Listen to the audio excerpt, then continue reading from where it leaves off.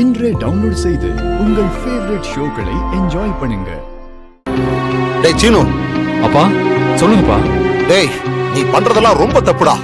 உன்னால என் மருமக மாயா எவ்வளவு அசிங்கப்பட்டு நிக்கிறா. டேய் நீ கொழுப்பு எடுத்து குடிச்சிட்டு வந்திருக்கடா, ஆனா பழி எல்லாம் அவன் மேல. டேய் சீனு, மச்சான் மாயா மேல இன்னும் அதிகமா கோவமாயிட்டாரா. இல்லப்பா, இப்படி எல்லாம் நடக்கும் நான் நினைக்கவே இல்லப்பா. இந்த பர்ற சீனு, இப்ப சொல்றத நல்லா கேட்டுக்கோ. மாயா மாதிரி ஒரு பொண்ணு கிடைக்க நீ கொடுத்து வச்சிருக்கணும். டேய் தயவு செஞ்சு நீ அவளை இழந்துடாதடா. நான் அவ்வளவுதான் சொல்லுவேன்.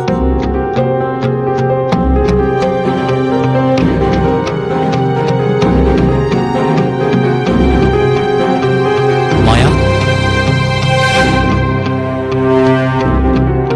சொல்லு சீனு. என்ன மன்னிச்சிடு மாயா. எதுக்கு மன்னிப்பெல்லாம் கேக்குற? உங்க அப்பா எல்லா விஷயத்தையும் கடைக்கு வந்து சொன்னாரு. என்னால நீ கஷ்டப்பட வேணாம். நான் இப்பவே போய் மாமாட்ட எல்லாம் உண்மையை சொல்றேன். வேண்டாம் சீனு, நடந்தது நடந்ததாவே இருக்கட்டும். இதுக்கப்புறம் நீ உண்மையை சொன்னா உன்னதான் எல்லாரும் தப்பா நினைப்பாங்க. விடு. இனிமே நீ குடிக்காம இருந்தா அதுவே எனக்கு போதும். சத்தியமா இனிமே நான் குடிக்க மாட்டேன். எனக்கு இது போதும் சீனு. நீ நல்லா இருக்கணும், அதுதான் எனக்கு வேணும். அப்புறம் இன்னொரு முக்கியமான விஷயம், எனக்கு தேவைப்படுற ஒருத்தர் பணத்தை கொடுக்கறேன்னு சொல்லியிருக்காரு. அப்படியா? யார் அது? வைத்தியநாதன் சொல்லி ஒரு ஃபைனான்சியர். நம்ம சிவா மாமாவும் அம்மாவும் ஜாமீன் கையெழுத்து போட்டா கண்டிப்பா பணம் தரேன்னு சொல்லியிருக்காரு.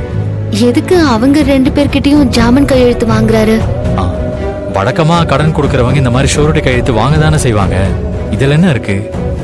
எனக்கு என்னமோ இதுல பிரச்சனை இருக்கிற மாதிரி தெரியுது சீனு. நல்லா விசாரிச்சியா? அவரு நல்ல ஆள் தானா? அதெல்லாம் எந்த பிரச்சனையும் இல்ல. நான் நல்லா விசாரிச்சுட்டேன். அவர் நல்ல ஆள் தான். எனக்கு இப்போதைக்கு என் கடன் அடைச்சிட்டா போதும். இந்த பிரச்சனையில இருந்து வெளியே வரணும். அப்பதான் என்னால நிம்மதியா இருக்க முடியும். இந்த கடன் பிரச்சனை மட்டும் இல்லைன்னா நான் குடிச்சிருக்கவே மாட்டேன் மாயா. பரவாயில்ல சீனு, கவலைப்படாத. அட்லீஸ்ட் இப்போவாவது உனக்கு புரிஞ்சுதே, அதுவே எனக்கு போதும். சீக்கிரமா அந்த கடன் பிரச்சனையில இருந்து வெளியில வர பாரு. பூனா, நான் சொன்னவர் இவர் தான்.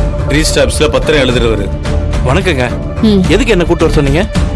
எனக்கு 2 பத்திரத்தை ரெடி பண்ணணும்.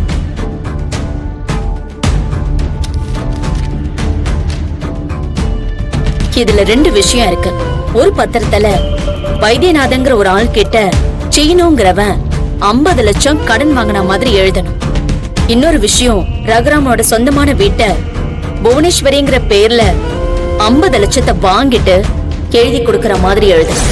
என்ன மேடம் சொல்றீங்க? இதெல்லாம் சாதாரண விஷயம் கிடையாது. இதுல ஏதோ ஏமாத்து வேலை பண்றதுக்கு எழுதி கேட்கிற மாதிரி இருக்கு. அது உனக்கு தேவையில்லாதது. இந்த மாதிரி எத்தனை பத்திரத்தை நீ மாத்தி எழுதியிருப்ப? விசாரிக்காமலே உன்னை வர சொல்லிருப்பேன். இல்லங்க, எழுதுறதுல ஒண்ணும் இல்ல. ஆனா கொஞ்சம் பணம் அதிகமா செலவாகுமே. அண்ணே,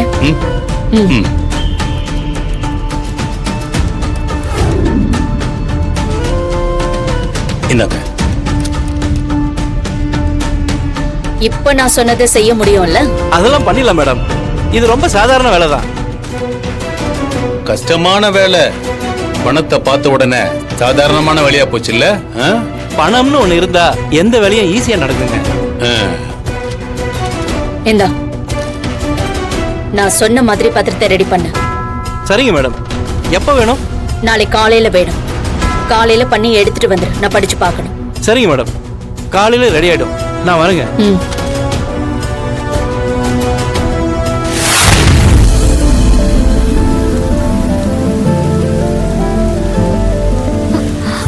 என்ன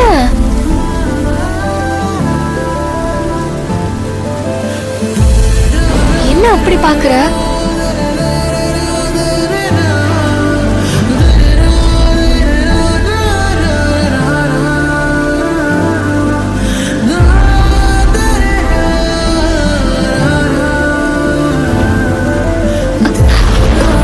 கதிர், பார்வையே சரியில்லை. உனக்கு பிடி உஷா தெரியுமா? அது எப்படி தெரியாம இருக்கும்? இப்ப எதுக்கு கேக்குற?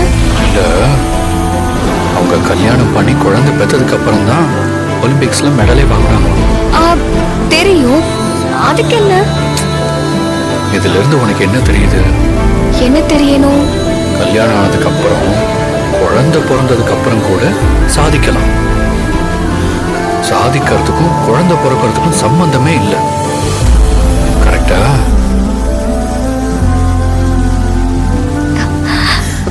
சரி, இப்ப என்ன அதுக்கு? நீயும் அதே மாதிரி ஒரு வீர மங்கையா பேட்மிண்டன்ல மாறலாம்ல? அதெல்லாம் ஒண்ணு வேண்டாம். போனி.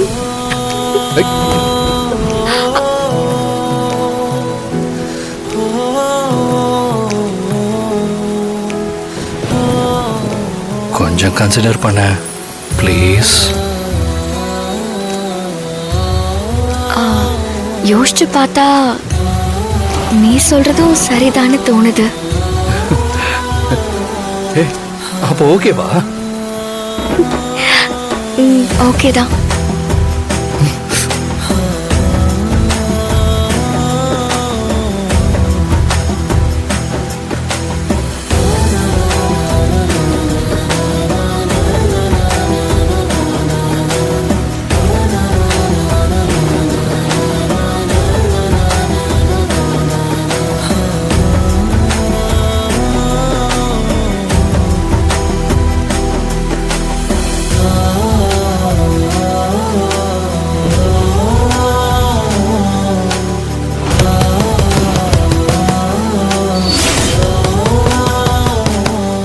யார் அது இந்த நேரத்துல டிஸ்டர்ப் பண்றது?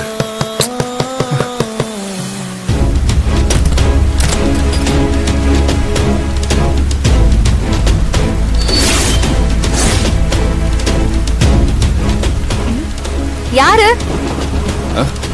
யாரும் இல்ல, வெளியே தான் ஏதோ சத்தம் கேட்டிருக்கோம்.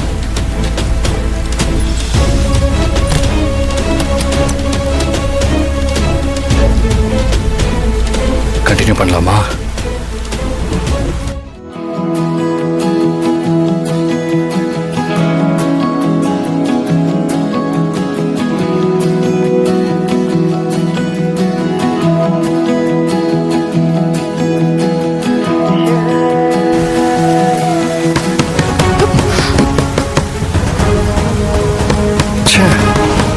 பண்ணாது.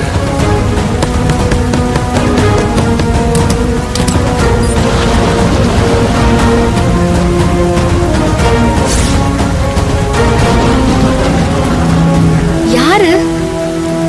யாரையும் காணோம். இரு, நான் கீழே போய் பார்த்துட்டு வரேன்.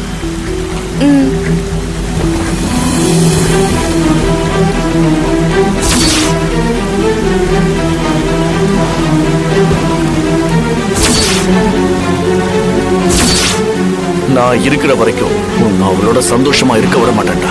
ஆனா எனக்கு மட்டும் தான் சொந்தம்.